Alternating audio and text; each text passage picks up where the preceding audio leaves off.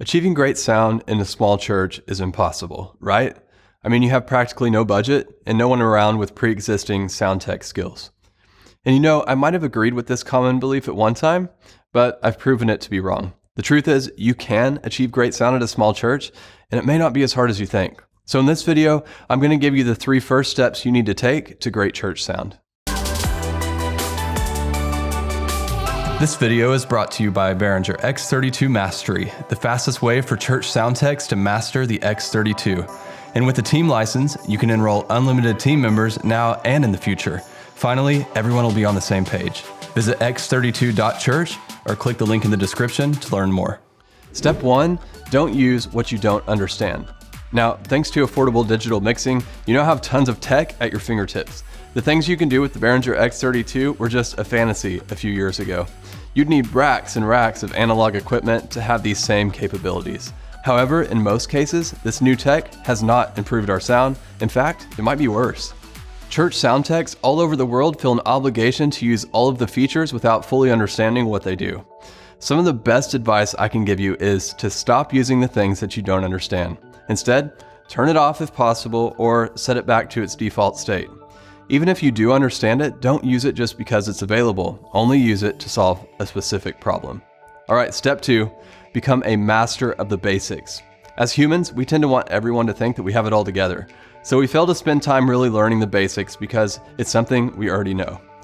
But more times than not, we're missing the most important piece of the puzzle.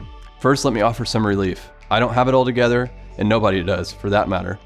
When you don't know something, there's no reason to pretend that you do. We're all in the same predicament. With that said, the biggest cause of bad church sound is a misunderstanding of the basics. To fix this, make sure you have a good understanding of the following. First, get the sound right at the source. In other words, tune your drums, make sure you have microphones that are placed correctly, and use good cables. All right, next, set gain properly. If you're unsure how gain is different than volume control, be sure to check out my video on gain. I'll include a link in the description. And finally, employ a few simple EQ techniques, and I also have a video on the most important EQ techniques you need to know. I'll include a link in the description. All right, so step 1 was don't use what you don't understand, and step 2 was become a master of the basics. What's step 3? Step up to the plate.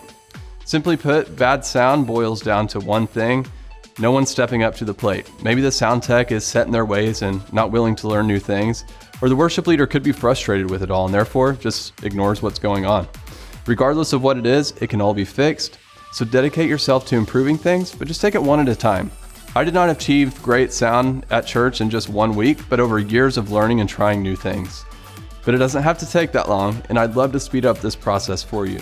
To do this, I'll include a link in the description where you can subscribe to our email list. That way you can get our best content delivered to your inbox, and no spam, I promise. If you have questions, drop them in the comments. I'd be glad to answer. And if you'd like to see more videos like this, give me a thumbs up to let me know.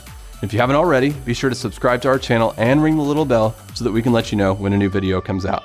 I'll see you next time.